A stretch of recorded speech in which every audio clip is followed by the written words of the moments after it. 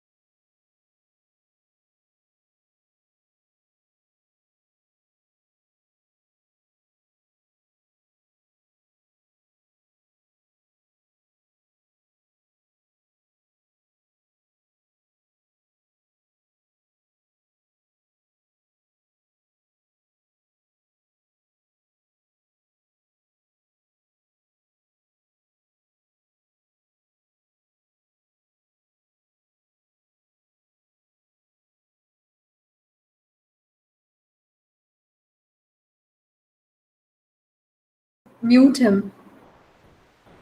Let me see.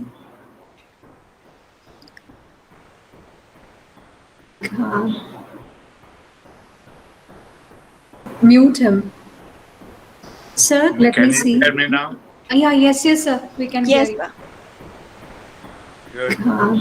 Can you turn your video on, sir? Mute It him. is on. It is on. Oh, all right. Sir, It is let on. me Can you see. hear me now? Yeah, yes, sir. We can hear Yes, you. sir. So Good. shall we begin? Can you turn your video on, sir? Mute It him. is on. It is Can on. somebody All right. Sir, inform let me me? see. Can you hear me now? Yes, sir. Yeah, yes, We're all sir. here. We can Yes, hear you. sir. Good. So shall we begin? Can you Okay. turn your video on, sir? Mute It him. is on. It is Can on. somebody All right. Sir, inform let me Can see. you hear me now? Yes, sir. Yeah, yes, We're all sir. here. We can Yes, hear you. sir. So Good. shall we begin? Can you Okay. So turn fine. your video on, sir? Mute It him. is on. It is on. Can maybe All right. I'll, Sir, I'll let me quickly see. Hear me now? yes, Yeah, welcome yes, everyone. sir. We can hear Yes, you. use you. So Good. shall we begin? Can you Okay. So turn fine. your So video on, a sir? very Mute pleasant him. evening to one It is and on. all. Maybe And I'll blessed morning to you, yeah, dear yes, sir. everyone. We can Yes, hear you. use you. I'm Anjali George. So Good. shall we begin as the Can you MC Okay. for turn this your event? video So on, a sir? very Mute pleasant with a him. deep sense of It is gratitude on. All right, to sir. the Let me Almighty see. blessed morning to you, Yeah, dear yes, sir. everyone. We can hear Yes, you. use you. And I'm Anjali George. So Good. shall we His begin as grace the and MC blessing for this event? we begin today's program with a deep sense of Let me also gratitude thank to the Almighty distinguished speaker for the day, Dr. Arun Gandhi, and all who have joined His grace and blessing through FB, FB, YouTube, and program. Google links. With a deep sense of gratitude, we also have made our dream event a reality. Dr. Arun Gandhi, just a little bit of housekeeping before we get started. FB, YouTube, those of you who have joined, we also have made our dream event gently reminded to keep your audio muted at all times before we get started when you are speaking. Those of you who have joined, and if you have any questions or comments, kindly keep your audio in the chat box in the Google Meet or the comment section in FB and YouTube Live. Your questions will be communicated to Sir by the moderators. The year 2020 marks the 150th birth anniversary of Mahatma Gandhi, whom we honor as the father of our nation. Most of us might know the biography of Gandhiji, might have read his autobiography. We all have learned about the ideals of nonviolence and satyagraha and all that Gandhiji has done to lead India to freedom. He is a historical figure remembered very fondly. For us, especially the younger generation, he belongs to the reality of the past, and that is a bit sad. But we have with us today the grandson of Gandhiji, a person who is of Gandhiji's own blood, a grandson who is committed to the cause initiated by the grandfather, the cause of establishing peace and nonviolence. Without further delay, I invite Ms. Geetu Amar, Head of the Department of English, to welcome this virtual gathering. Ms. Geetu? Thank you. Thank you, dear Anjali. Am I audible? Yes, you are. Okay. Good morning, dear sir, and good evening to everyone in this part of the world. Our esteemed speaker for the day, Dr. Arun Gandhi, respected manager, Dr. Sister Annie Matthew, dear principal, Dr. Rita Lada Dikoto, our most loving retired teachers, and all well-wishers who have joined us today, dear colleagues, all participants, and dearest students. This is indeed a moment of great pride and joy for us to welcome into our midst a great personality like Dr. Arun Gandhi, who inspires us with the blessed legacy that he has carried forward and the greater light that he has shed upon the principles of peace and nonviolence, who inspires us with the blessed legacy that he has carried forward now, and the greater light that he has shed upon the principles of peace and non-violence, who inspires us with the blessed legacy that he has carried forward to feel and the greater light that he has shed upon the principles of peace and non-violence, who inspires us with the blessed legacy that he has carried forward to feel and the greater light that he has shed upon the principles of peace and non-violence, who inspires us with the blessed legacy that he has carried forward to feel and the greater light that he has shed upon the principles of peace and non-violence, who inspires us with the blessed legacy that he has carried forward to feel and the greater light that he has shed upon the principles of peace and non-violence, who inspires us with the blessed legacy that he has forward to feel and the greater light that he has shed upon the principles of peace and non-violence, and go forward to inspire the privilege to carry forward the greater light that he has shed upon the principles of peace and non-violence, and go forward to inspire the privilege to carry forward the greater light that he has shed upon the principles of peace and non-violence, and go forward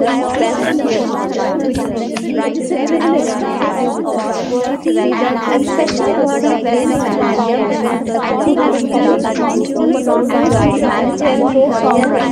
we are truly blessed to have welcome dear Lily. Thank you,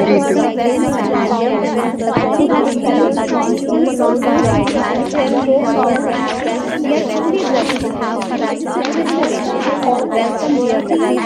Thank you, Ritu. How do you welcome us from our vibrant audience of audience? We are truly blessed to have all welcome dear Lily. Thank you, Ritu. How do you welcome us? Welcome one and all. Last but not the least, a hearty welcome to all the participants and our dearest student community. Thank you one and all.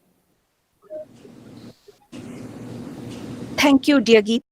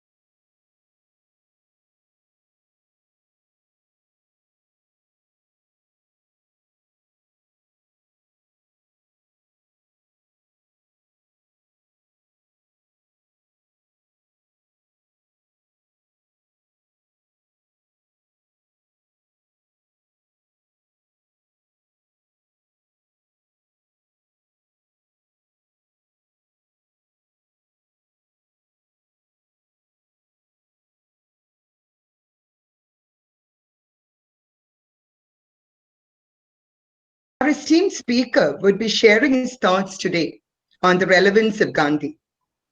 But I would just like to share a few personal insights on why I feel that the theme of this lecture is so very relevant.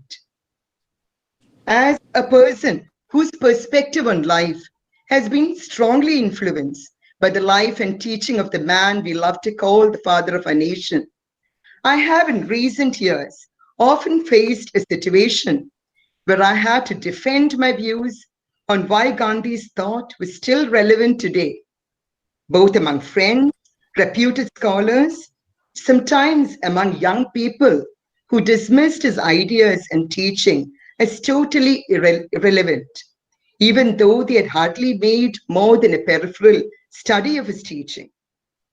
So this prompted me to revisit the writing and teaching, which had made such an impact on the young, impressionable schoolgirl that I was 4 decades ago, and look at the same through my presumably more informed and enlightened eyes, to test whether I could ascribe the same value to Gandhiji's message in the context of our contemporary challenges.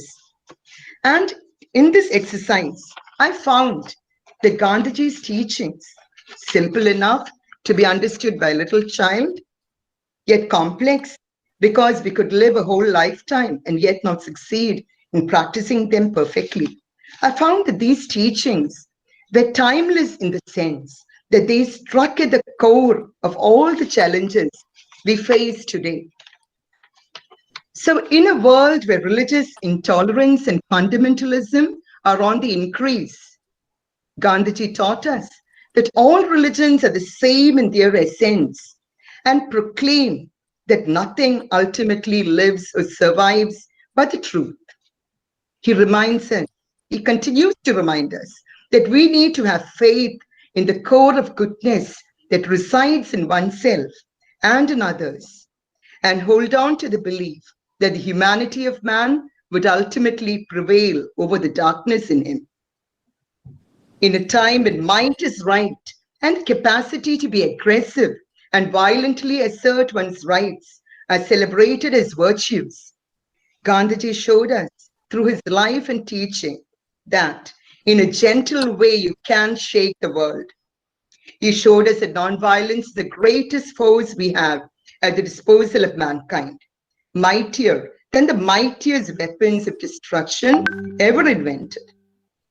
And when we are prone to be cynical about the relevance of truth, goodness, virtue in a world which is becoming ethically more compromised by the day, Gandhiji reminds us again that when you despair, remember that throughout history, the goodness and truth has ultimately survived over violence and aggression. So Gandhiji never put into words anything that was not true in his own experience. I remember this little story about the mother who asked Gandhiji to advise a little boy not to eat too many sweets. So Gandhiji asked the mother to bring the little boy back after 2 weeks. And when she did, he quietly advised the boy, just as the mother had asked him to. And she was a little perplexed and asked him, why could you not have told him this 2 weeks ago and spared me the trouble of a second visit? And Gandhiji replied, at that time, I could not ask him not to have too many sweets because I was doing the same myself. This little story drives home how important it was to him that his actions should match his words without even the tiniest exception. As an educator, this is a constant reminder to me that our youth, the youth of today, they need role models who walk their talk. And sometimes we forget that what we are and what we do, they speak so loudly, they shout out so loudly that our youth cannot hear what we have to say. So, and Eknath Ishwaran, one of the propagators of Gandhiji's views, he talks about a visit to Gandhiji's ashramam, which had a life-changing impact on him during his days as a college student. He says that Gandhiji had been spending the whole day talking to political leaders and was in meetings continually from morning. Ishwaran expected to see a tired, burdened Gandhiji emerge at the end of the day.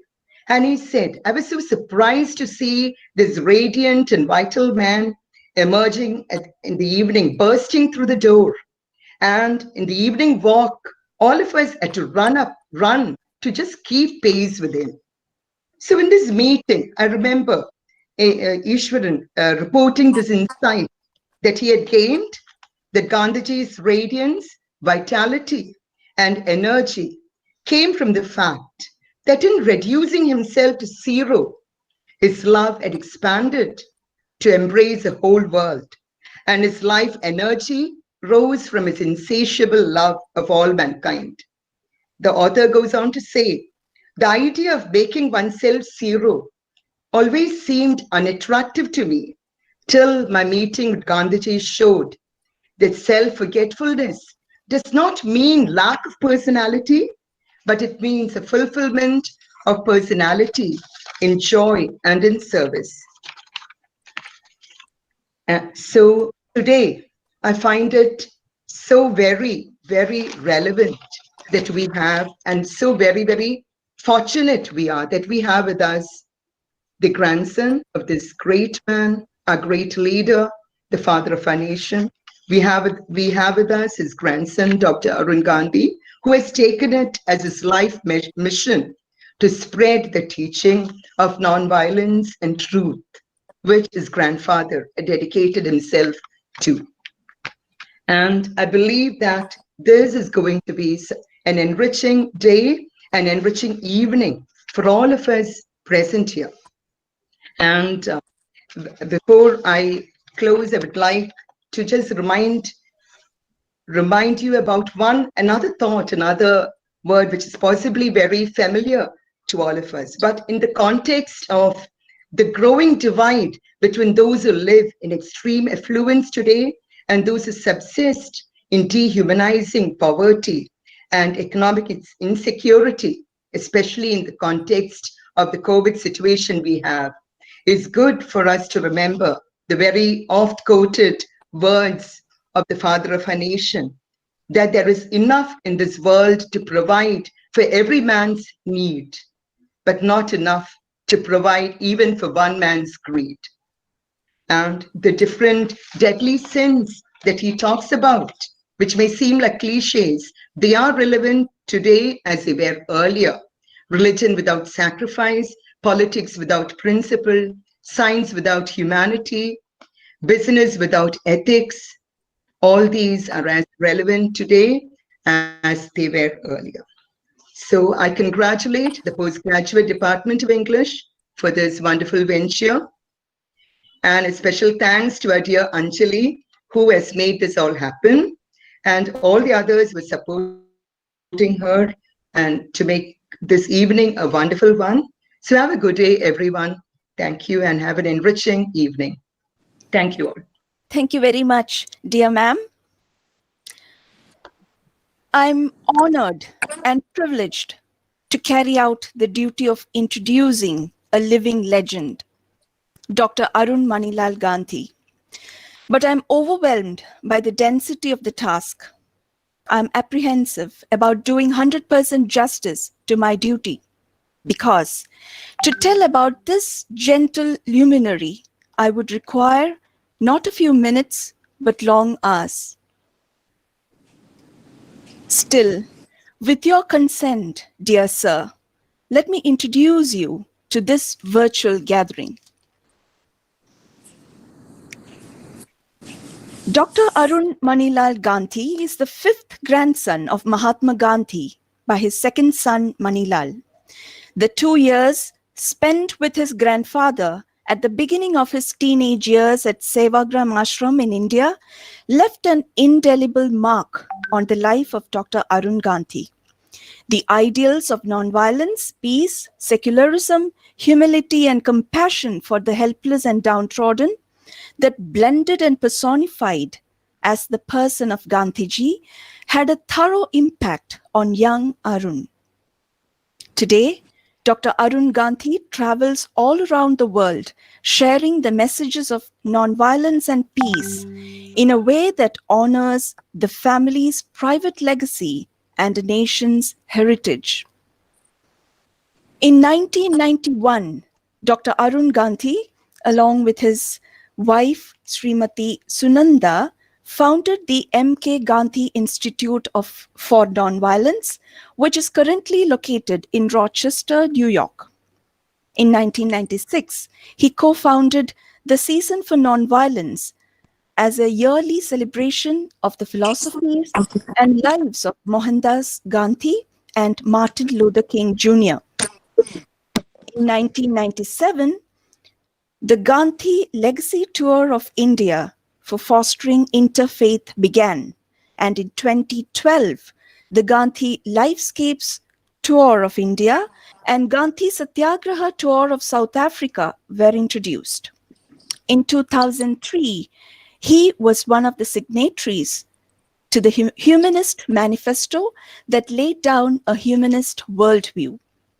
In 2008, Dr. Arun Gandhi founded the Gandhi Worldwide Education Institute in the suburb outside Chicago to promote community building among economically backward through Gandhian philosophy and vocational education. In 2013, he was elected to the Board of Trustees of the Council for a Parliament of World Religions that aims at cultivating harmony among world's religions. Dr. Arun Gandhi is not only a socio-political activist, he is also a writer and has authored several books. A Patch of White is about life in a prejudiced South Africa. The Forgotten Woman, the Untold Story of Kastur, the wife of Mahatma Gandhi. Legacy of Love, My Education in the Path of Nonviolence, which was a 2014 bestseller. Grandfather Gandhi is a picture book for all ages. And his latest book, The Gift of Anger, has been translated into 30 over different languages. In this particular work, he talks about how anger can be a positive force, motivating and propelling forward action. Dr. Arun Gandhi's accolades. Some of Dr. Arun Gandhi's accolades include 7 honorary doctoral degrees, participation in the Renaissance Weekend deliberations alongside former US presidents and the Rhodes Scholars, membership in the board of Interfaith Alliance in Washington, D.C. during 1998-2005, and for the past 9 years, he has been leading the Interfaith March. And above all, I should add, from my association with Arun sir, I have understood him as a down-to-earth, loving and compassionate grandfather figure who can easily come down to an ordinary person's level, laugh and chit-chat and enjoy the simple things in life. This virtual meeting is all about homecoming. Hearty welcome home, dear Arun sir. We are eager to listen to you. Over to you, sir. Thank you very much, Anjali. That was a wonderful introduction. And thank you all for giving me this very warm welcome. It's a very cold and wet day here, so this kind of love and warmth makes it very nice for me. I also want to take this opportunity to wish all of you a very happy Onam. And I hope that all of you will have an extra helping of payasam, something that I love very much, and share my part of the payasam with the poorest person you can come across in your town. I have been asked by many people over the years about the relevance of Gandhi's philosophy. And I say there is never any doubt about it. It's always relevant. It's always going to be evergreen and because it is based on the 4 principles of love, respect, understanding, and acceptance. Now, if we come to the conclusion that today these four principles are irrelevant, then we are not a civilized human race, and then we can say that nonviolence is not relevant at all.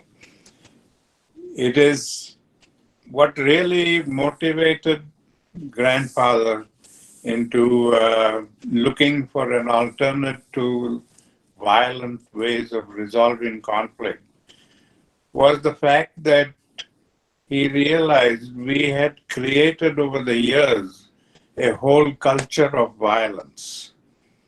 A culture of violence that's seeped so deeply into every aspect of our life that it was very distressing.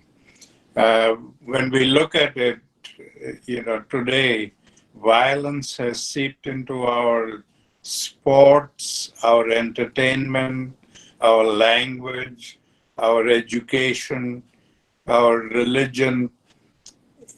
In everything that we do, there is an element of violence in that.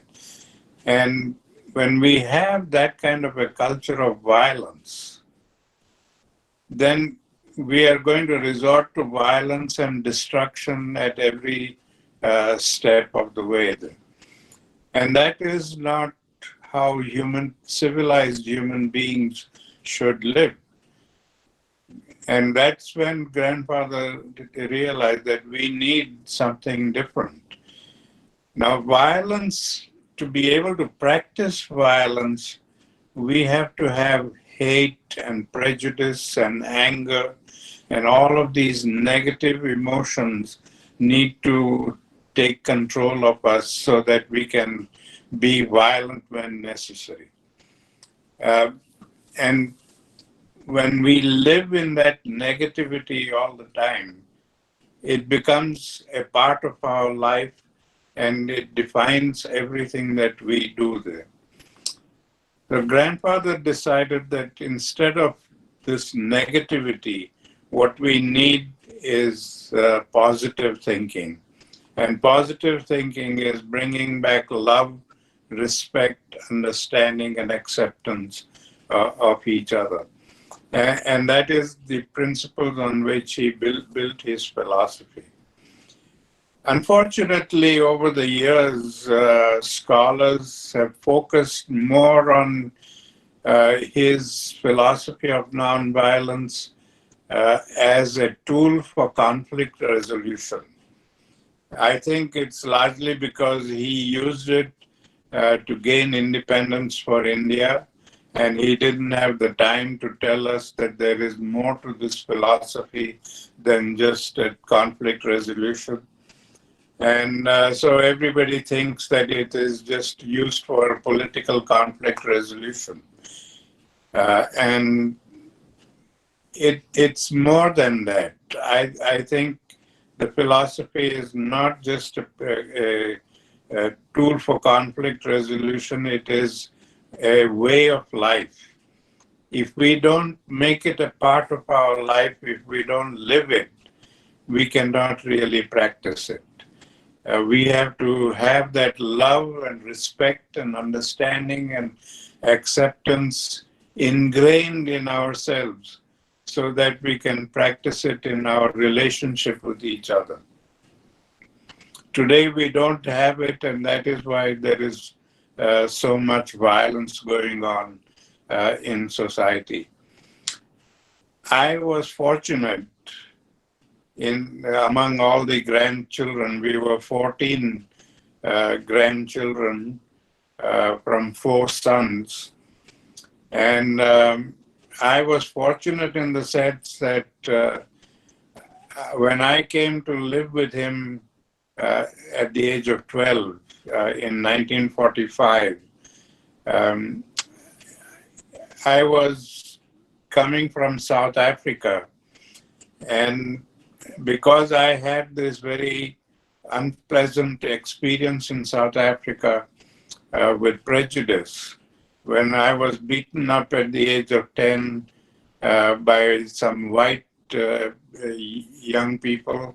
And then a few years later, I was beaten up by some black young people.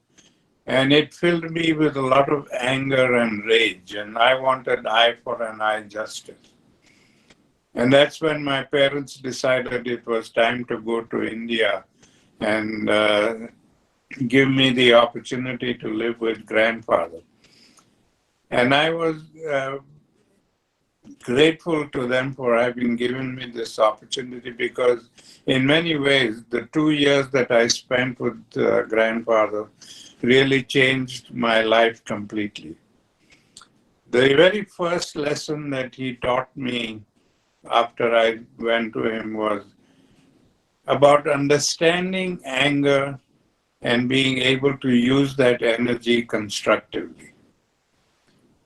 Now, today, we don't talk about anger, we don't teach it, we don't, we want to ignore it, we want to suppress it.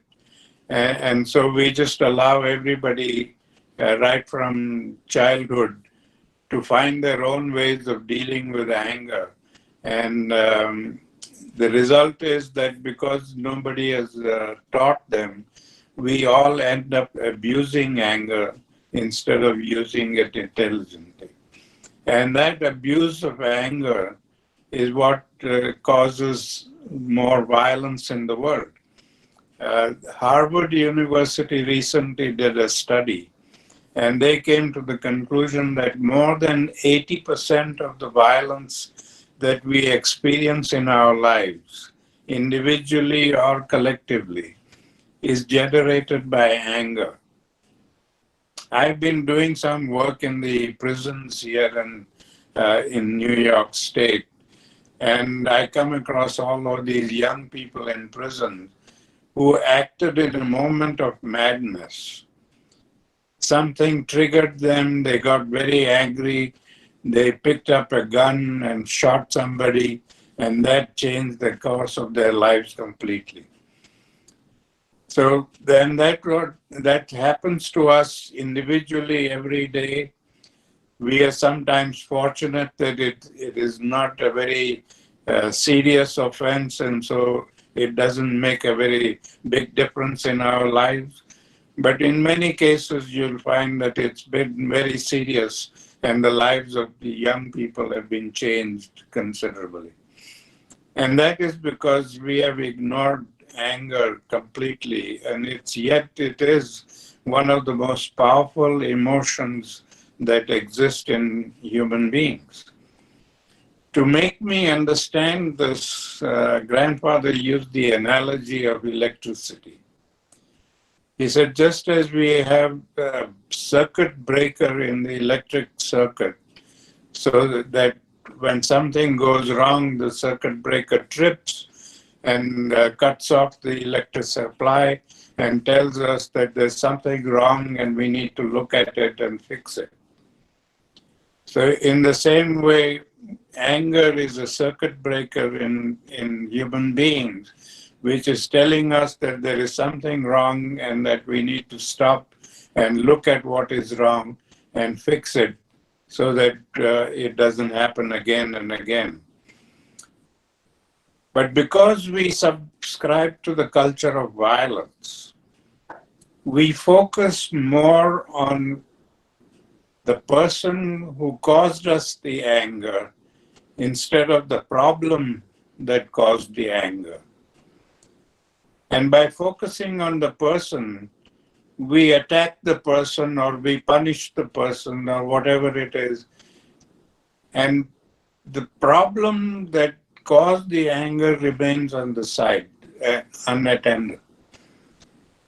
So it keeps coming back over and over again, and eventually, it destroys our life. So what nonviolence teaches us is that we don't focus on the person, but we focus on the problem that caused the anger and see how we can jointly together resolve that problem so that it doesn't affect us anymore. And that is a very important thing that all of us need to remember, because if we don't focus on the problem is going to eventually destroy civilization. Unfortunately, because of the culture of violence that we have, our criminal justice system is based on the principle of revenge rather than reformation. We punish people when they do something wrong, lock them up in prisons, but we don't stop to think about why they were motivated to do something wrong and what was the problem there and what are the problems that they face and what can we do to resolve those problems so that they don't have to face them again and again. So justice should not be revenge. Justice should be reformation. And we need to help each other to raise ourselves in life rather than suppress them. Many people tell me also that violence is human nature, that it is part of our being and there's nothing we can do to change that. And I don't agree with that. I don't think that we are born violent. We learn to be violent. And that learning comes through the fact that we are not taught about how to deal with anger. Also, it comes from the fact of our parenting. Now, just as in the criminal justice system, the emphasis is on punishing, even in parenting, the emphasis is on punishing the child when they misbehave. And because of our authority as parents, we punish them, and by punishing them, we are planting the very first seeds of violence in their minds. Then they grow up to believe that when somebody does something wrong, they need to be punished. And that is where the whole cycle of the culture of violence begins and continues to evolve round and round all the time. Gandhiji's emphasis in the philosophy of non-violence was not on punishment. It was on reform. It was on change. How do we help each other change? How do we help ourselves change? His emphasis in philosophy of non-violence was that we don't exist every day. You know, what we are doing today is existing. From morning till night, we get up, we do the same routine things, that is expected of us. And it just goes on over and over and over again every day. That is existence. And so we don't go up. We don't elevate ourselves. We remain at the same level and continue to exist at the same level. The purpose of a human being is not to exist. It is to elevate themselves and become more and more wise, more and more civilized, more and more accepting of each other. And that can happen only if we take stock of ourselves and iron out the wrinkles in our lives, look at the weaknesses in our lives, look at the wrongs in our life, and change that. We have to, Socrates said that an unexamined life is not worth living. Now, we never do any examination of our life at all. We just exist and do the same thing over and over. And we think that because we go to college and we learn and get an education and get a degree, that that is enough of civilization.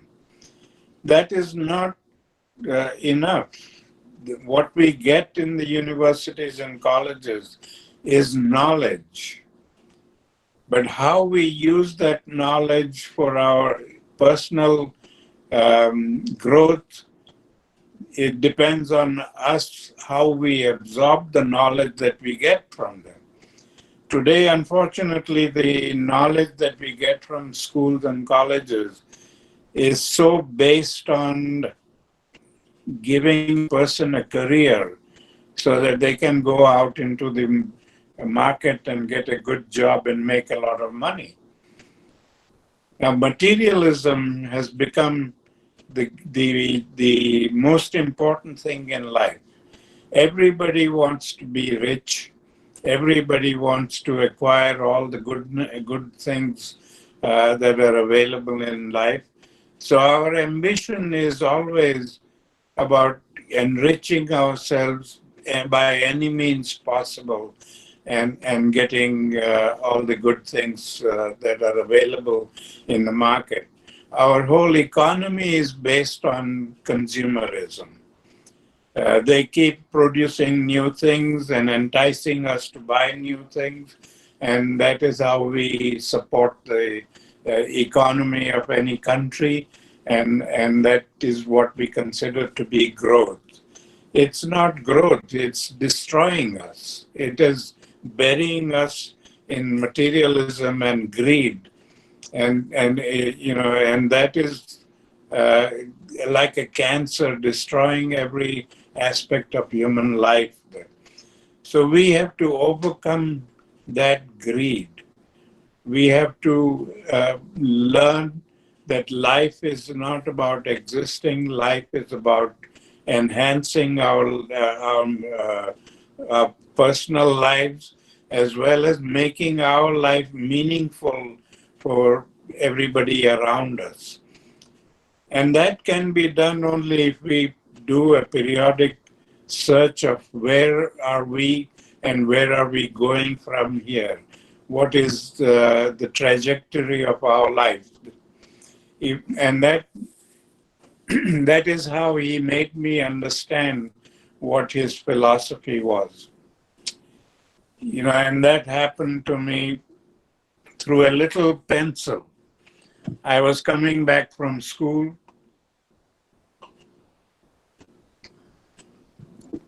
I was 12 years old and I was coming back from school, and I had this little 3-inch pencil in my hand, and I thought I deserved a better pencil. This is too small for me to use. So without a second thought, I just threw the pencil away. And that evening when I met grandfather and asked him for a new pencil, instead of giving me one, he subjected me to a lot of questions. He wanted to know how the pencil became small and where did I throw it away and why did I throw it away, and on and on. And I couldn't understand why he was making such a fuss over a little pencil until he told me to go out and look for it. And I said, "You must be joking." He said, "You don't expect me to look for this little pencil in the dark?" He said, "Oh, yes, I do. Here's a flashlight. Take this flashlight and go out and look for it." And I spent about 2 hours searching for that pencil. And when I finally found it and brought it to him, he said, "Now I want you to sit here and learn 2 very important lessons. The first lesson is that even in the making of a simple thing like a pencil, we use a lot of the world's natural resources. And when we throw them away, we are throwing away the world's natural resources. And that is violence against human beings. Violence against nature. And the second lesson is that because in an affluent society we can afford to buy all these things in bulk, We overconsume the resources of the world, and because we overconsume them, we are depriving people elsewhere of these resources, and that is violence against humanity. And that was the first time I realized that all of these little things that we do every day, consciously and unconsciously, things that we overconsume or destroy and throw away because we have so much of it and we can afford to do it, we can afford to buy something new, that all of these things that we do every day is an act of violence, either against nature or against humanity. And to make me realize how much I was doing, wasting and destroying, he made me draw a family tree of violence. Just as we do a family tree with the grandparent and the children and then their children and so on. He made me draw a similar tree of violence, with violence as the grandparent, and physical violence and passive violence as the two branches. And every day before I went to bed, I had to analyze and examine everything that I had experienced during the day.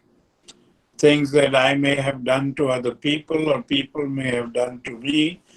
Everything had to be analyzed and put on that tree. Now, physical violence is the kind of violence where physical force is used. All the fighting and kicking and beating and rape and wars and all of these things. But passive violence is something we have not even thought about. Passive violence is the kind of violence that we are constantly using against people, where we don't use any physical force, and yet we hurt people. It's like discrimination or looking down on people or judging people or wasting resources, throwing away things. All of these things are passive violence. And the way I had to determine this was to ask myself the question, if somebody were to do this to me, would I be hurt by it or would I be helped by it? And if I came to the conclusion that it would hurt me, then that would be passive violence. And when I began to do this introspection, I was amazed that within a few months, I filled up a whole wall in my room with acts of passive violence. The physical violence didn't grow very much because there's a limit to what we can do physically. But the passive violence grew endlessly. And that is when I realized how much passive violence I was committing every day and how that was contributing to all the violence in society today. He said that all the passive violence we commit every day causes the victim to get angry, and the victim then resorts to physical violence to get justice. So it is passive violence that fuels the fire of physical violence. So logically, if we want to put out that fire of physical violence, we have to cut off the fuel supply. And since the fuel supply comes from each one of us, we have to become the change we wish to see in the world. If we don't change ourselves and change our attitudes, we will never be able to change the world. He had great faith in women. He said, if this world is ever going to change, it's going to be the women who will bring about the change. So I am very happy today to be talking to all of you women. And I hope that you will be the catalyst for change in society and make this country and the world a place of nonviolence and peace. That was Gandhiji's vision. He thought that India would stand out in the world as a beacon of peace and non-violence, of really civilized existence. And that is not a pipe dream. It is something that can be achieved if we want to transform that culture of violence to a culture of non-violence. And it's very simple. It's just getting rid of all the negative emotions, hate and prejudice and so on from each individual and replacing them with love and respect and understanding. Today, unfortunately, because of the culture of violence, our relationships with each other are also based on the culture of violence. We are always thinking of what am I going to gain from this relationship? And if I don't gain anything from the relationship, why should I bother to cultivate it? And the result is that we are selfishly looking for something to take out from each other. And when we get what we want, we just reject them and throw them away. And that is what causes all the friction in society today. That we are unable to get along with each other because of this kind of an attitude. So ideally, in a culture of nonviolence, relationships should be based on the four principles of love, respect, understanding, and acceptance. If we respect each other and respect our connection with all of creation, if we look at ourselves not as individuals, selfishly, but as part of or interconnected with all of nature and society, then that respect will lead to love, and that love will lead to understanding of who we are, what we are, and why are we here on earth. We are not here by accident. We are all of us here for a purpose. And we've got to find out what that purpose in life is. And at the very least, the purpose in every individual life is that we make the society where we live a little better than we had found it. That our existence in this society should be meaningful so that we leave a positive impact on the society when we go. And when we do that, then we reach an acceptance of each other as human beings and not classify people by all the different classifications we have today. Today we look at people or by their religion, or he's a Muslim, he's a Hindu, or he's a Christian, or by their color, or by their race, or by their nationality, or by their gender, or whatever. We have so many classifications of human beings that every time we build a classification, we are building a wall between that person and ourselves. And every time we build a wall between people, we are building a potential for conflict.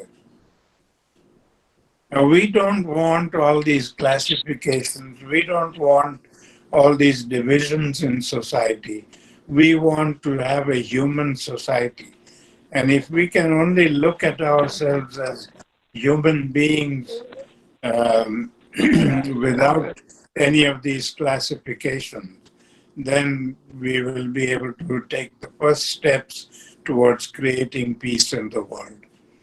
So these are aspects of his philosophy that we need to remember and practice so that we can really create the kind of vision that Gandhi had for India and for the world. I want to share with you at the end one story that he was very fond of telling us. The story of an ancient Indian king who once became very curious about the meaning of peace. And he invited all the intellectuals in his kingdom to explain the meaning of peace. And everybody came there and did their best to explain the meaning of peace, but nobody could satisfy the king. And so one day there was an intellectual from another town who came on a visit, and the king asked him to the meaning of peace. And he said, the only person who can give you a satisfactory answer is an old sage who lives outside your kingdom. But he is so old that he cannot come to you. You will have to go to him to ask him this question. So the next day, the king went to the sage and asked him the meaning of peace. And the sage quietly went to the back of the house, came back with a grain of wheat, and placed that grain of wheat on the king's palm and said, "Here is your answer." And of course, the king didn't know what a grain of wheat had to do with peace. And he didn't want to show his ignorance. So he quietly clutched that grain of wheat and went back to his palace, found a little gold box, and he placed that grain of wheat in the box. And every morning he would open the box and look for an answer, and he couldn't find any answers. So a few days later, when the intellectual came back on a return visit, the king asked him to explain. Said, "You sent me to the sage, he gave me this grain of wheat, and I don't know what the grain of wheat has to do with peace. So please explain." And that's when the intellectual said, "It's very simple." He said, "As long as you keep this grain of wheat in this box, nothing is going to happen. It will eventually rot and perish, and that will be the end of the story. But if you had planted this grain of wheat in the soil outside and allowed it to interact with all the elements, it would sprout and grow, and very soon you could have a whole field of wheat." And that is the meaning of peace. If somebody has found peace and if they keep it locked up in their hearts for their own personal gains, it will perish with them. But if they let it interact with all the elements and let it spread, then it would grow, and very soon we could have a whole world of peacemakers. So this morning I have planted some seeds in your minds, and I hope you won't allow those seeds to rot and perish, but let it interact with all of elements. Think about it, grow, and let it sprout so that all of you can become peacemakers and bring about peace in this world. Thank you very much for this opportunity. And again, I wish all of you a happy Onam. Oh my God, dear Arun sir, I am lost for words. All of us, in fact. All right, I am not saying anything. My dear friends out there, teachers, it's time for you to interact with Arun sir. Thank you, Anjali.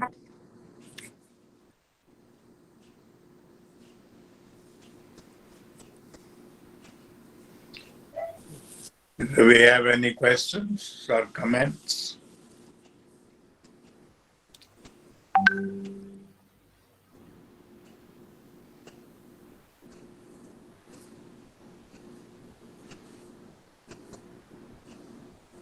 I see a lot of written comments coming on the screen.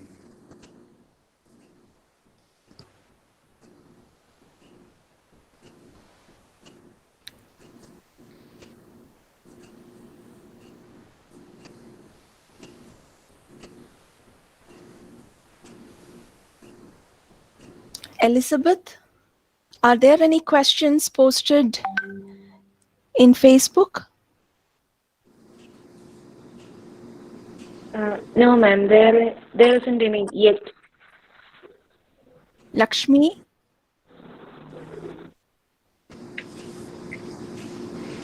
Any spontaneous questions from either of you?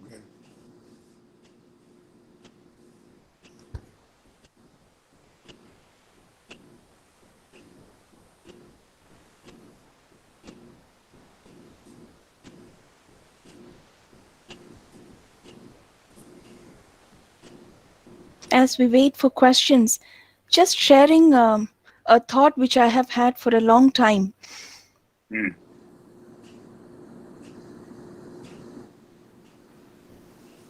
Just like how Gandhiji is remembered by the present generation and the older generation, I feel the generations to come are going to consider you in the same way, just like how we think of Gandhiji, the rightful inheritor of the great legacy. Well, I'll be thrilled if people can gain something from my life and from my knowledge of what my grandfather lived for. I have been trying as honestly and sincerely as possible to live up to his expectations. And if that leaves a positive impact on society, my life would be worthwhile.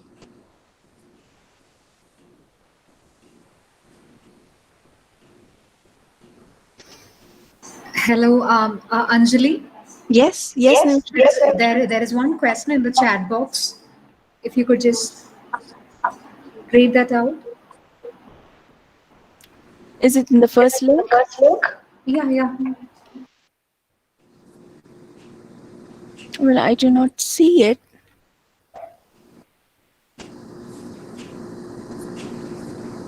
Shall I read it out then? Yes, sure.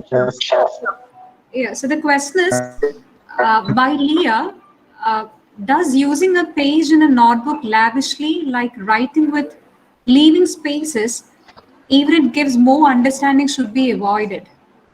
Does that mean consuming more resources than needed? I'm sorry, can you repeat the question? Yes, sir. Does using a page in a notebook lavishly, like writing with leaving spaces, even it gives more understanding, should be avoided? Oh, no. We have to write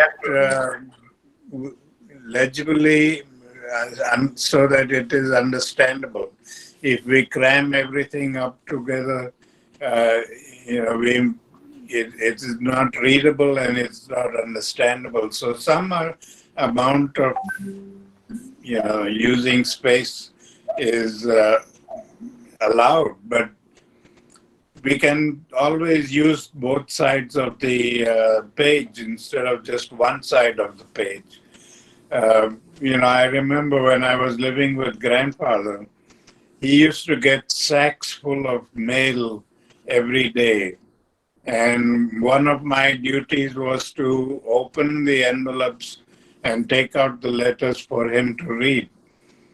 And I had to be very careful how I opened the envelopes. I had to pry open them carefully so that he wrote his response to the letter on those envelopes and mailed them back again.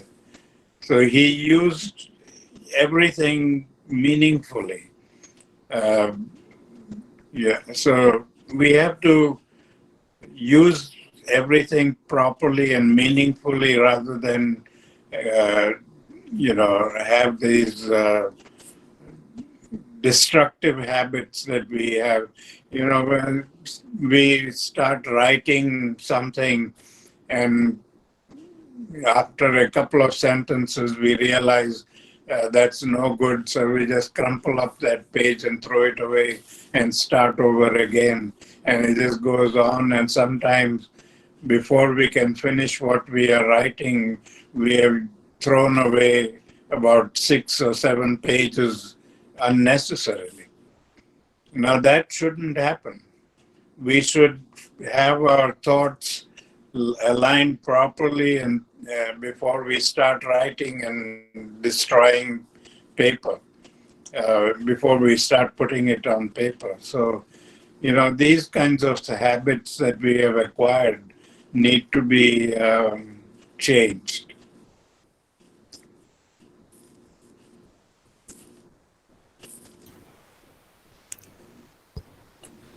Thank you, sir. Sandhya ma'am, you have a question.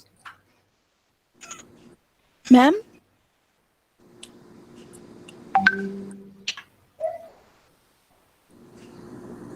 So can I ask a question?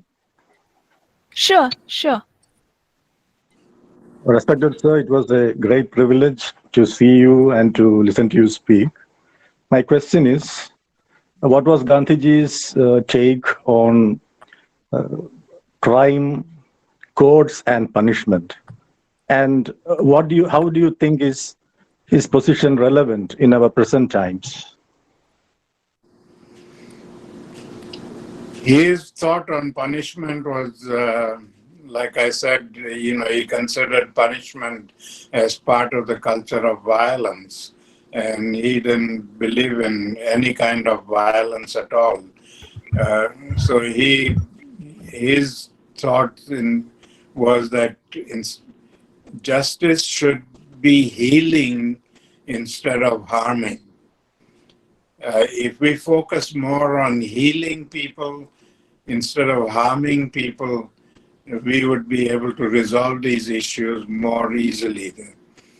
Now, I know just the way we mete out justice today in the culture of violence is quick, and we feel satisfied we have done the right thing.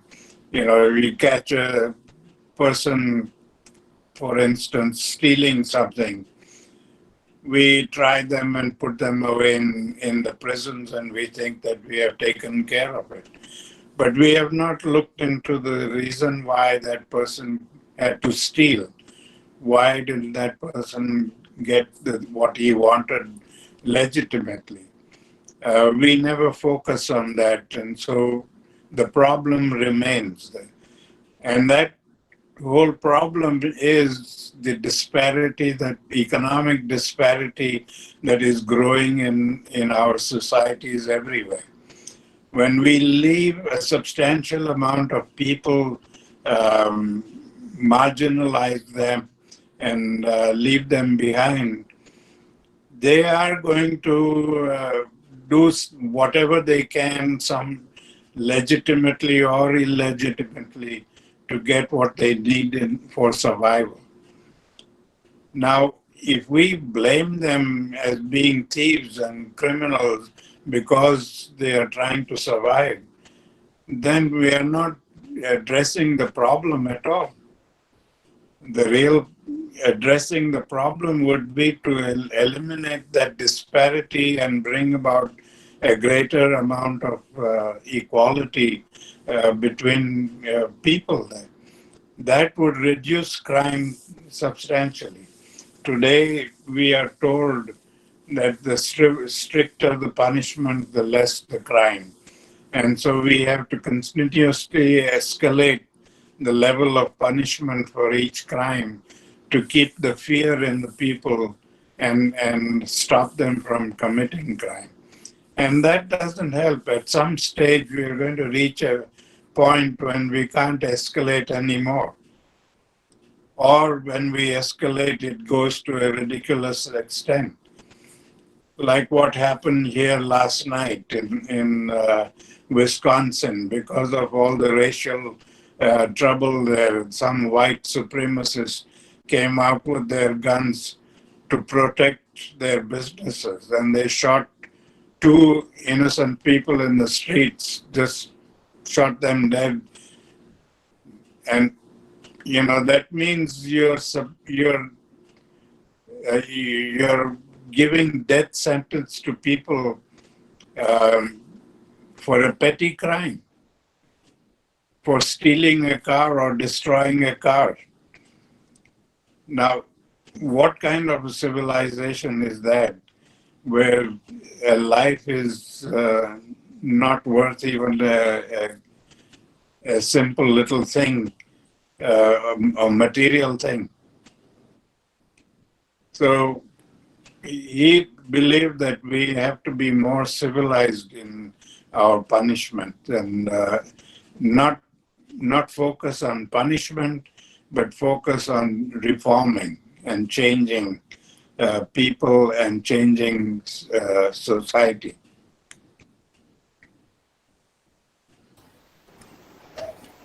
Thank you, sir. Hello. There are 2-3 Hello, sir. questions.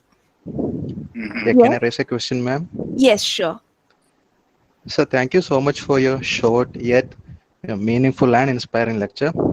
I asked this question purely out of curiosity. What would have been Mahatma's response, seeing the present day India, the religious and politically divided India that she is now? He would be very unhappy.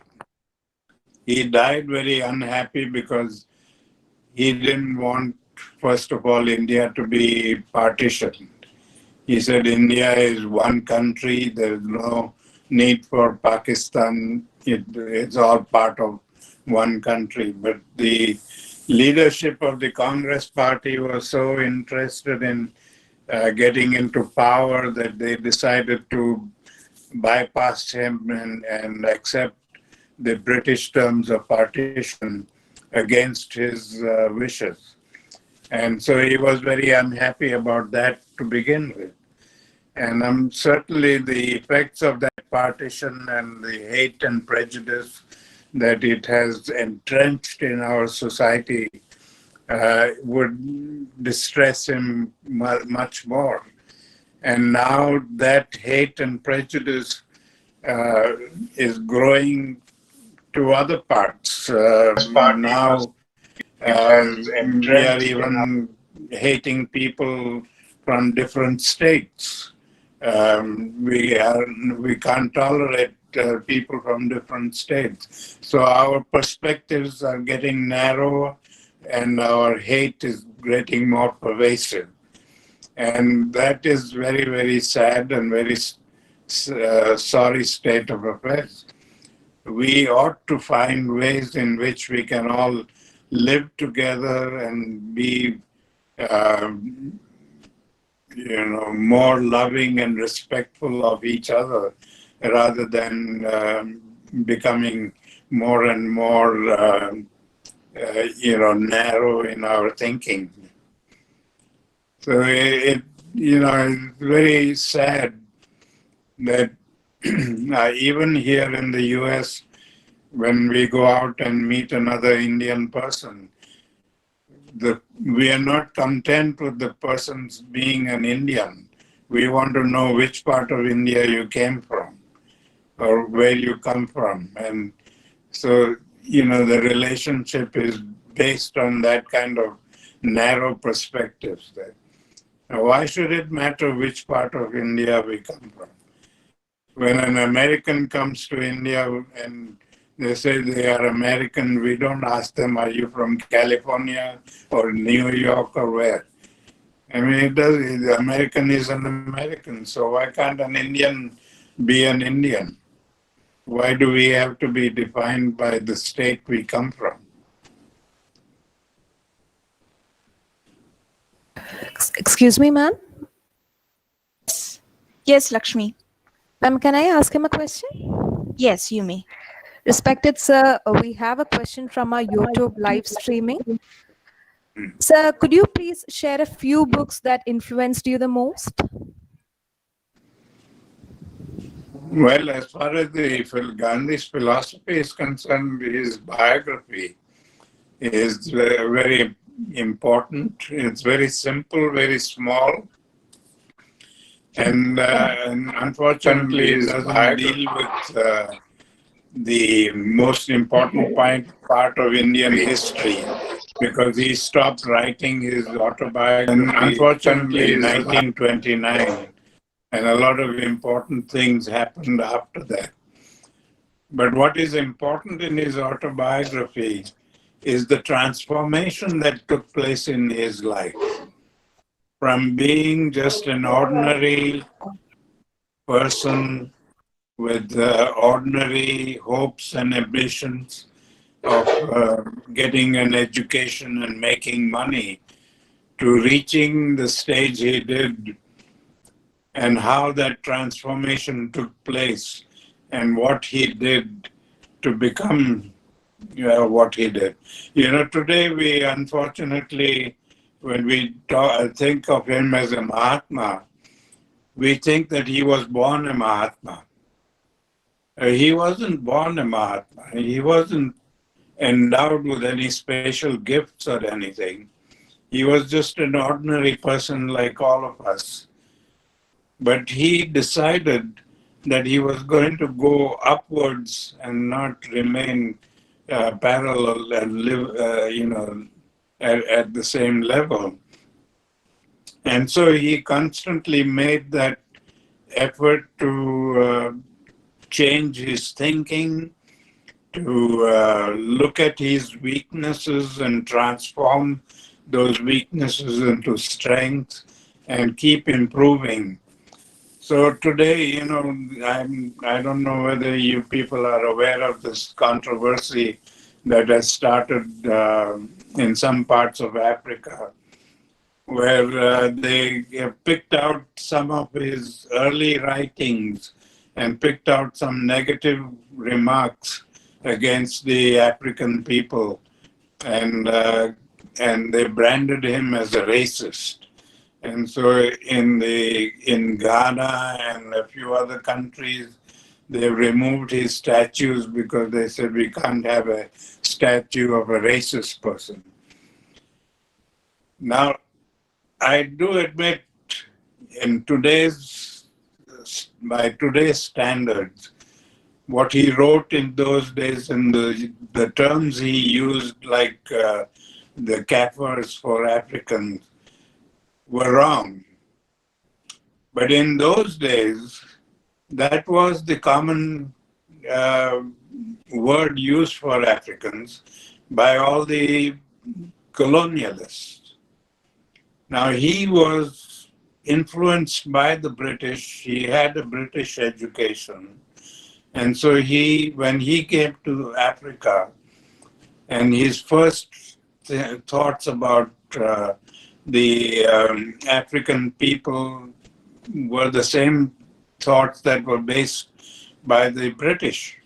And so he referred to them in his writings as Kafirs. And that is what they now pick out from his writings and brand him as a racist. But what they ignore is the fact that he never wrote those things again, ever.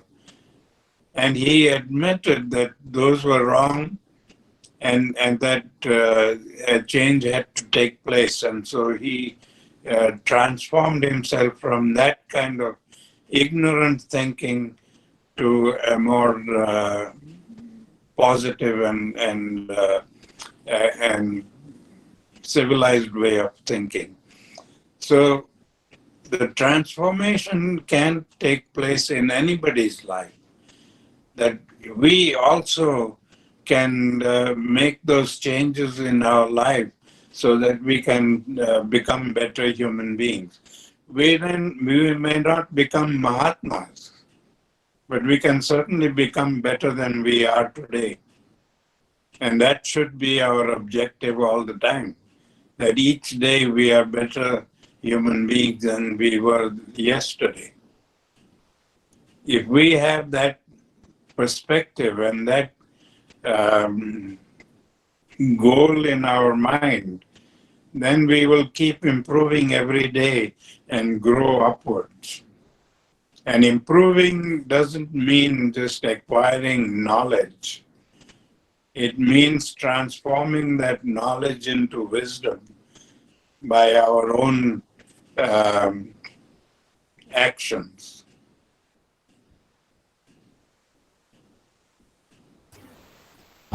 Thank you, Hello, sir.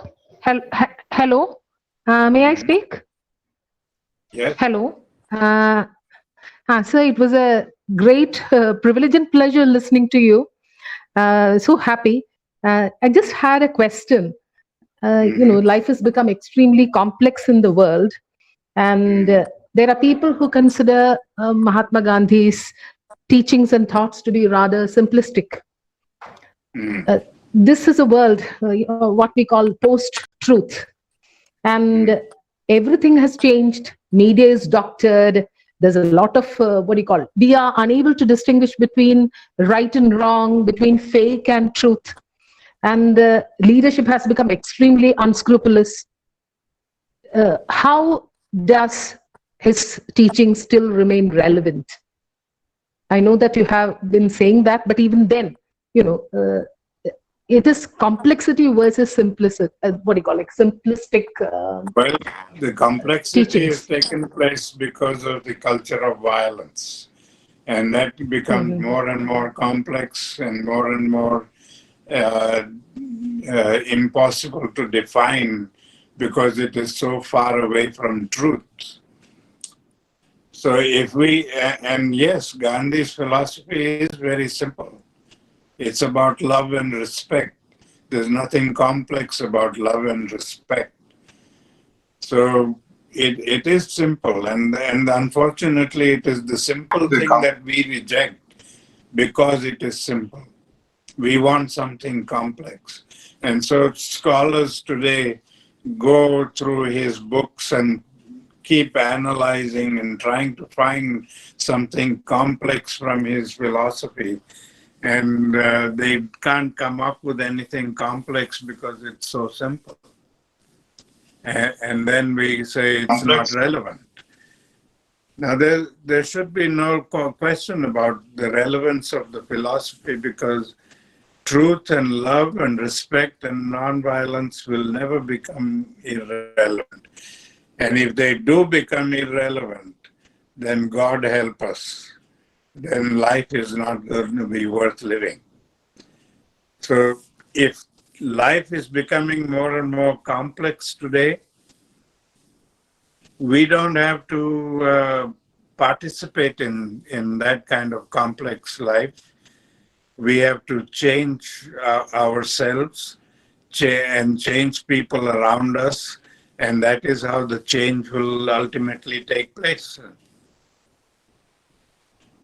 But if we allow the complexities of society, the media, and all the untruths that are going on in the world, we allow them to define what our life is going to be, then we are not in control of our lives. We are allowing somebody else to define what our life is going to be. And that troubles me very often because we so easily allow somebody, a stranger, to provoke us into doing something that we don't want to do, and therefore change our life or the trajectory of our life completely. Even simple things, you go out into the streets or you're walking or driving or something, and somebody provokes you and you get angry and you react, and the next thing you know, your life is not the same anymore. So why can't we have control over our destiny and not allow somebody else to control our destiny? Thank you, sir. Thank you so much.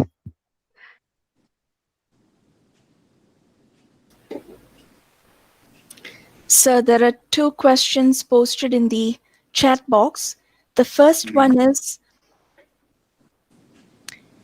how can we raise the literacy rate in India? And how can we help India to be a developed country?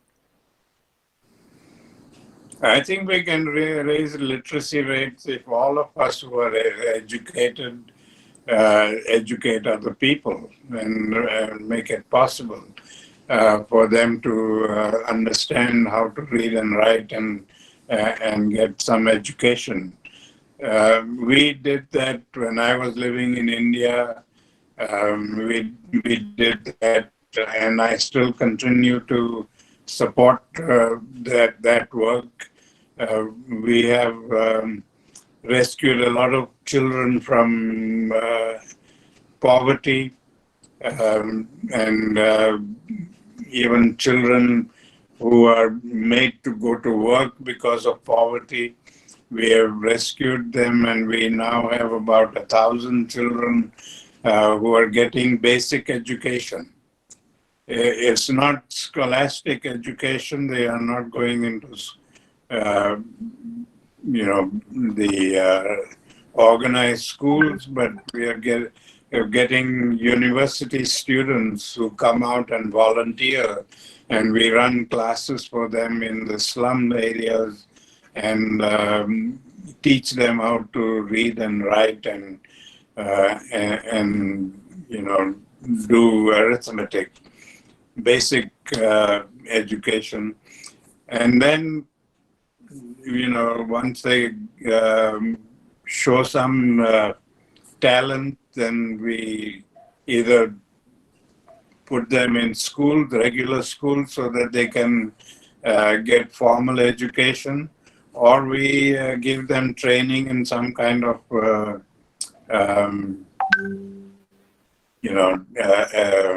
profession where they can use their talent to earn a livelihood.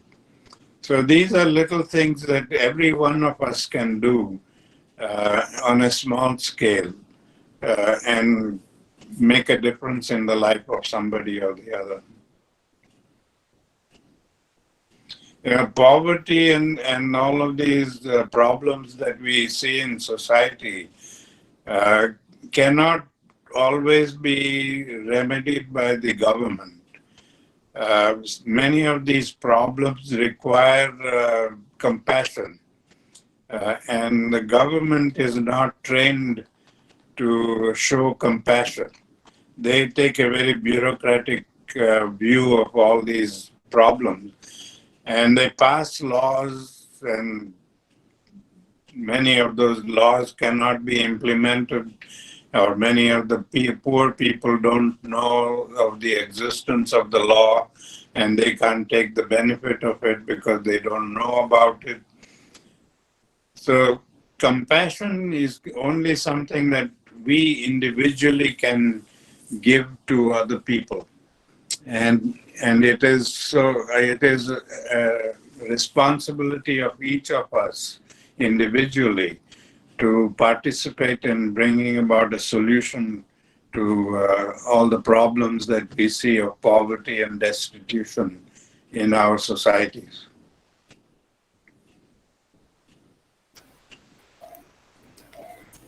Thank you, sir.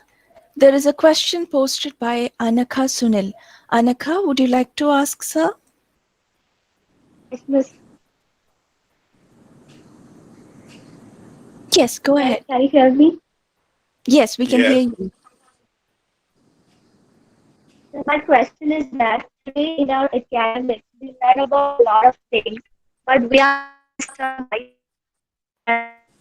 Okay, Anakha, your audio is breaking. Institution here carefully and take effort.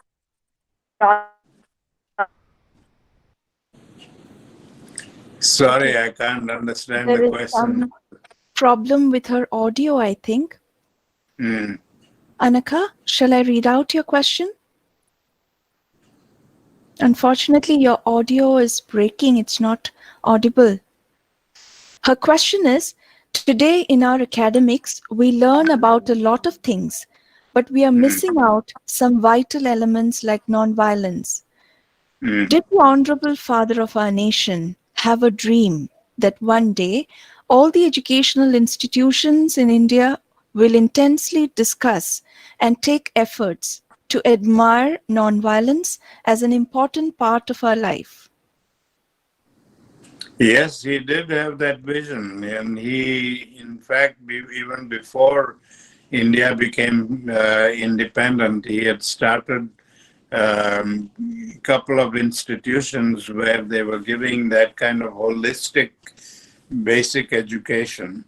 The Gujarat University in Ahmedabad is one of the universities that he created during the independence struggle. And there are many other schools in Gujarat as well as in Maharashtra where that kind of education is being given to young people. But it's not very popular because it's not based on giving a person a career to make money. And a lot of the kids who go to those schools, they keep complaining that we want to go out and make money. And we have to explain to them that this education is not about making money, it's about developing your character, about developing the meaning of your life. So there are that, and it's unfortunate that most of the popular educational institutions today focus mostly on giving a person a career so that they can go out and make money, and they contribute to the materialistic lifestyle, and so he would be very unhappy with that kind of thing going on.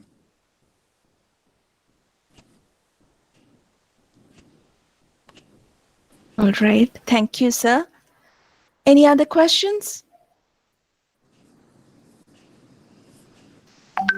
Kindly unmute your mic and ask your question.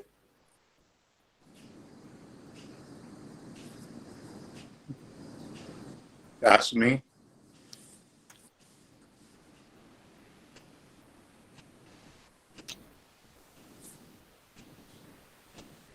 Elizabeth, anybody in FB? Any question in FB? No, ma'am. No. Lakshmi?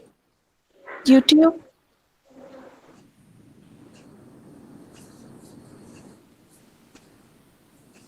Lakshmi?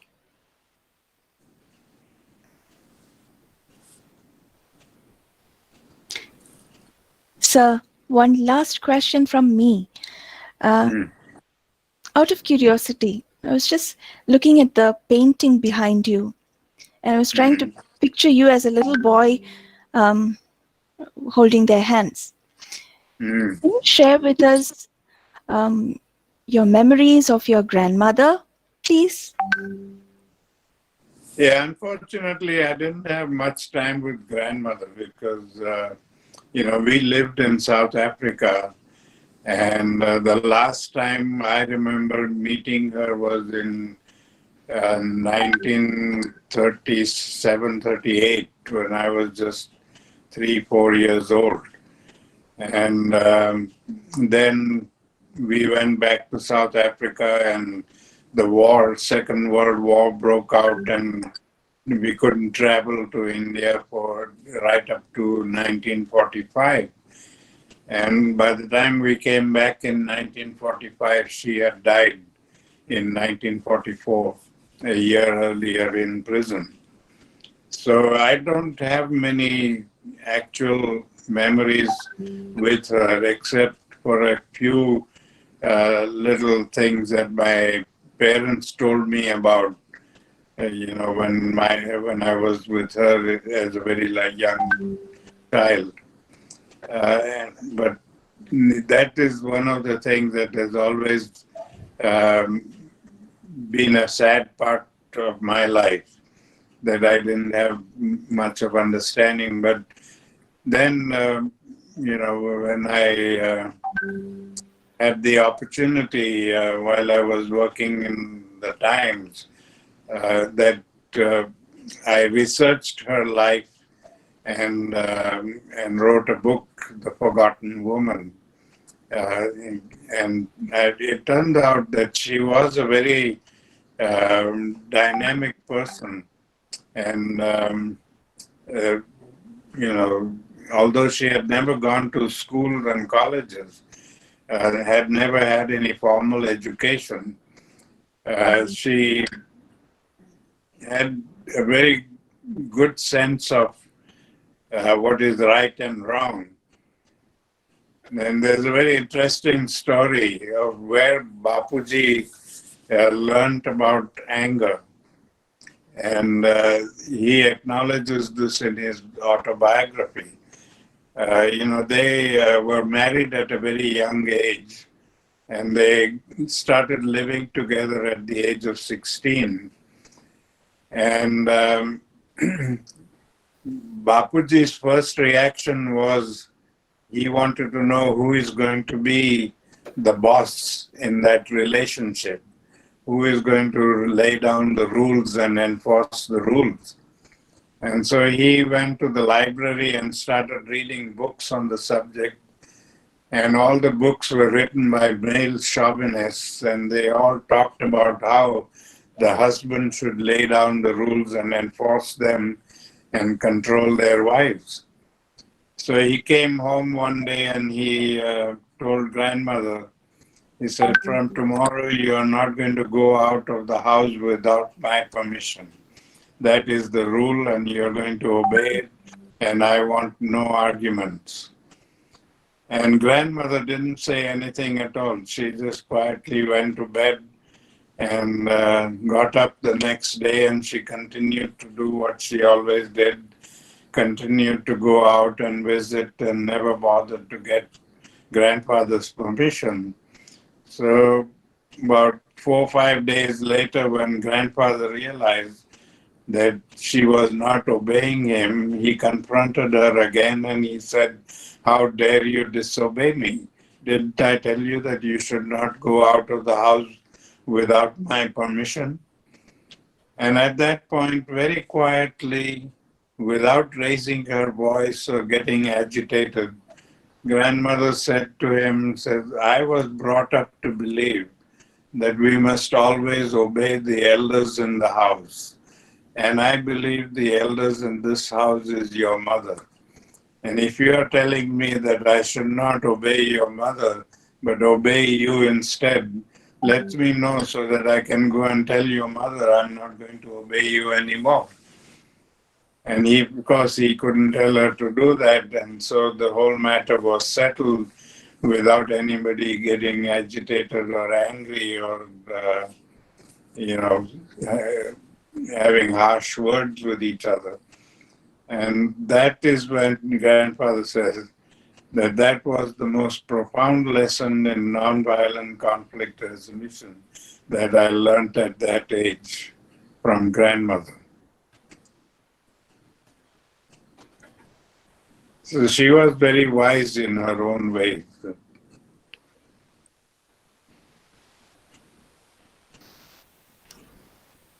Yeah, thank you, sir. Thank you. There is a question posted by Miss Akshara. Mm-hmm. It's similar to a previous one. I'll read out the question, sir. Mm-hmm. How can we bring the literacy rate of students in India to the peak? As we have seen after 1947, the literacy rate has spiked. But how to attain the opportunity to live in a developed nation? How can we support our students in attaining the proximity? Well, it depends on what we mean by literacy rate. I mean, if we just mean the formal bureaucratic approach of literacy, where a person can read and write and that's good enough, or do we mean by literacy, do we mean who is holistically educated and broad-minded and capable of analyzing and understanding the meaning of life? And unfortunately, that standard of literacy, very few people have achieved.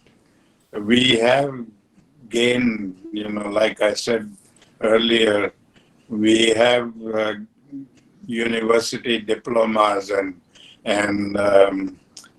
PhDs and so on, and yet we find that those people are wonderful in their subject of study, but they have no idea of how to build relationships with each other. In many cases, there have been,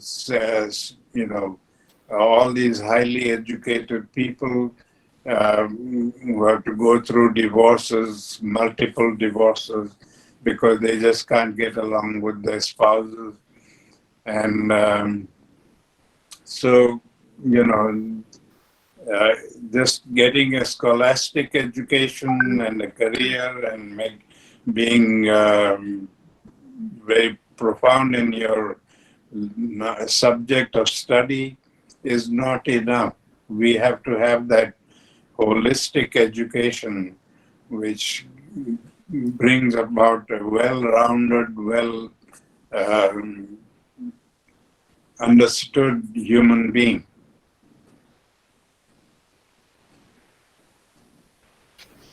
Thank you, sir.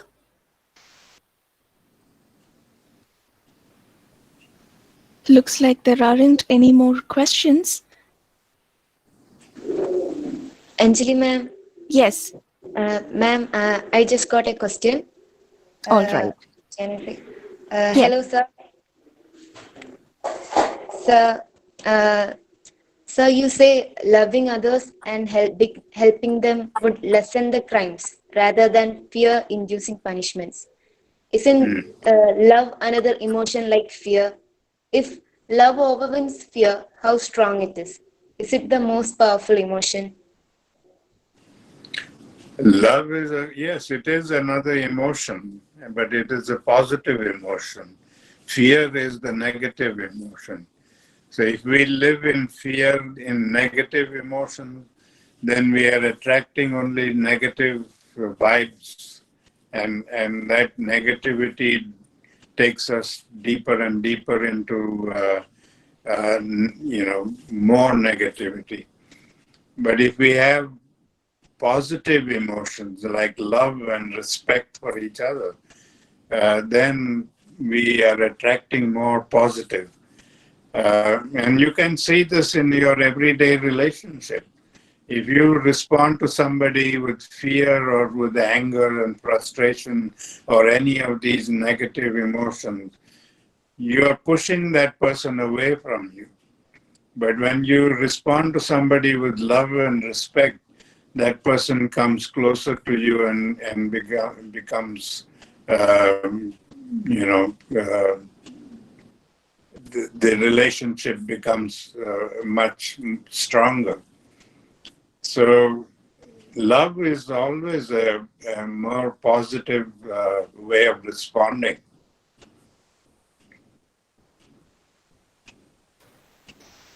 Thank you, sir. Looks like that was the last question. Okay, thank you very much. It was a great pleasure. So we are the privileged ones, sir. Thank you so much. And Sister Liji, are you there? Yes, am I audible? So I now invite our dear Reverend Sister Liji to propose the thanks. Am I audible, Anjali? Yes, sister. Yes, you are audible. So we are at the closure of this very fascinating, great event. Distinguished guests, Dr. ARUN MANILAL GANDHI, dignitaries, guests, and friends who have joined us this evening. I bow before God Almighty for His gracious assistance with us, and for the blessings and benefits that we receive each and every moment of our lives. Non-violence is the greatest force at the disposal of mankind. It is mightier than the mightiest weapon of destruction devised by the ingenuity of man. Father of our nation, Mahatma Gandhi, opines this. And we had a wonderful and pleasant evening with the founder of MK Gandhi Institute for Nonviolence, and the fifth grandson of Mahatma Gandhi, Dr. Arun Gandhi, who had continued his grandfather's legacy. It's our great privilege and honor, and we are indeed blessed by his enlightening virtual presence with us this evening. When my colleague, Ms. Anjali George, invited him, he gracefully consented to be with us today, 27th August 2020. And he mentioned, I am looking forward to a virtual homecoming. And this event will be marked in golden letters in the annals of our college. We are fortunate to have you, sir, an eminent personality and a worldwide speaker. Your gentle and pleasant demeanor has really impressed us.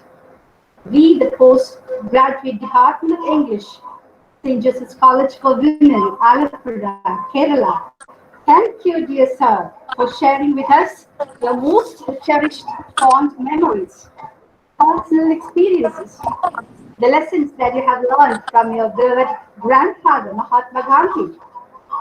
And we were very much inspired and touched by your words, especially when you mentioned about anger.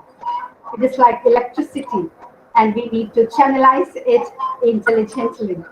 And also the incident of the small pencil, the story of an ancient Indian king, and also about the memories of your grandmother.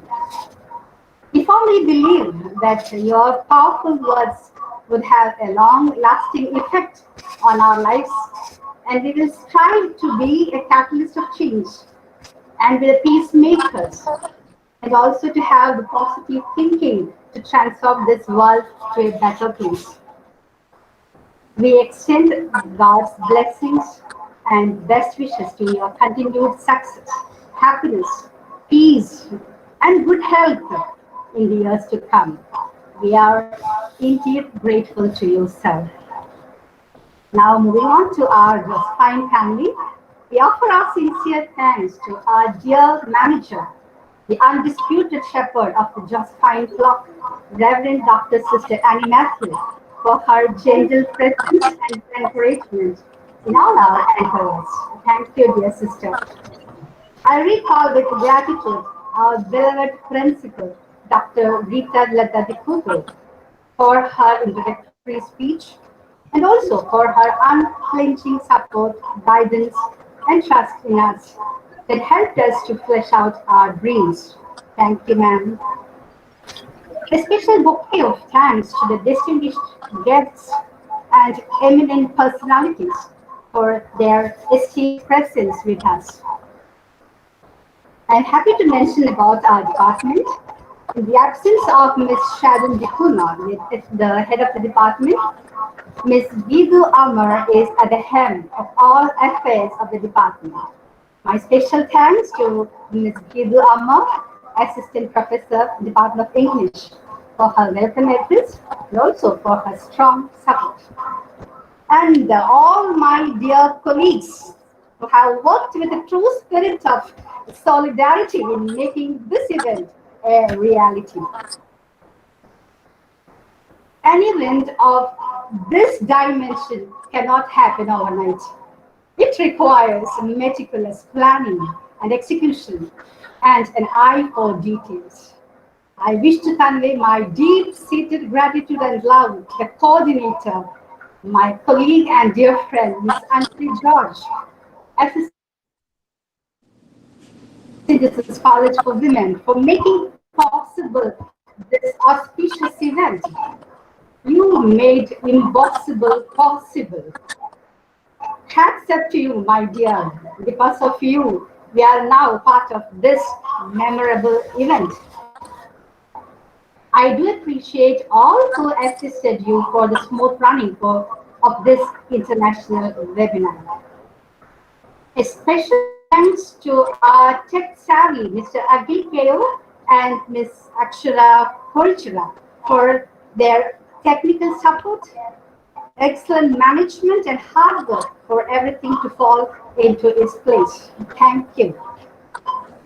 offer our sincere thanks to Josephine family, staff, students, all our retired teachers, and especially the retired faculty members, the stalwarts of our department, who are always with us, who lent us moral support and guidance. Thank you so much. And my dear participants from far and wide, academicians, faculty members from various colleges, students and well-wishers. Thank you so much for your valuable presence and very lively participation in the question and answer session.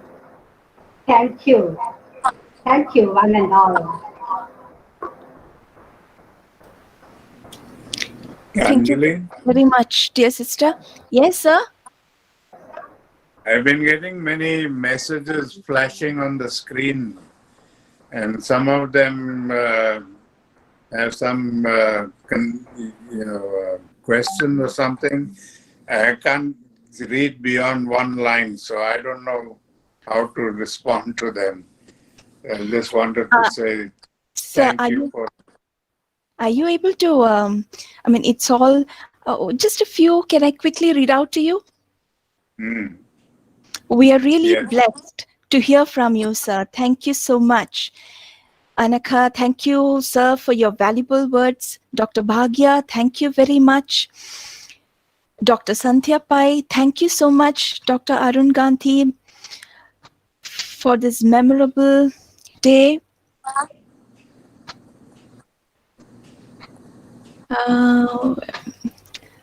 Thank you, sir, for this fantastic session.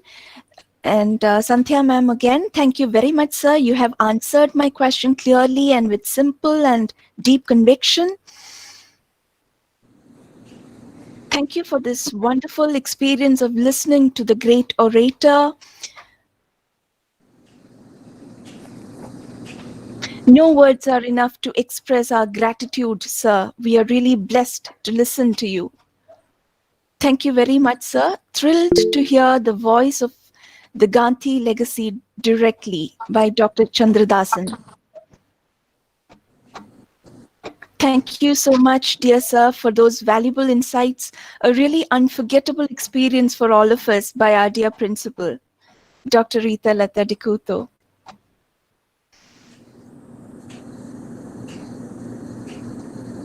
Okay. And sir, indeed, to borrow your grandfather's words, in a very gentle way, you are shaking the world. Thank you.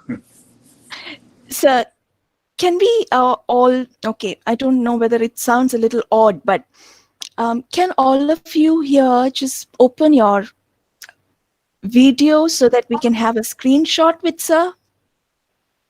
Sir, is that all right? Yeah, sure. Thank you. Sister Lichi, could you just adjust your webcam so that we can see your face? Yeah.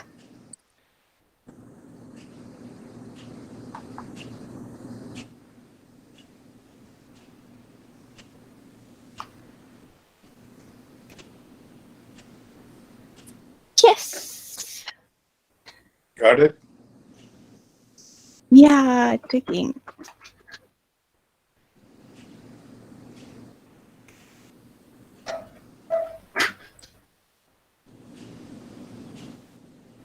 Oh God. Yeah, all are here.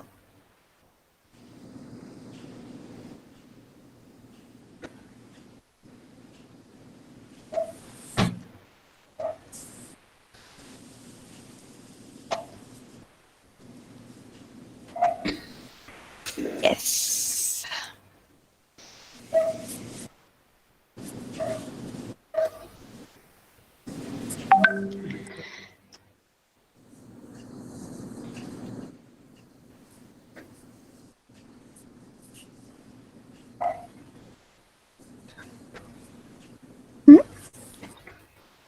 Okay. Yes, sir. Thank you so much. All right. Bye-bye. Bye, sir. Thank you. Thank you, sir. Thank you so Bye. much.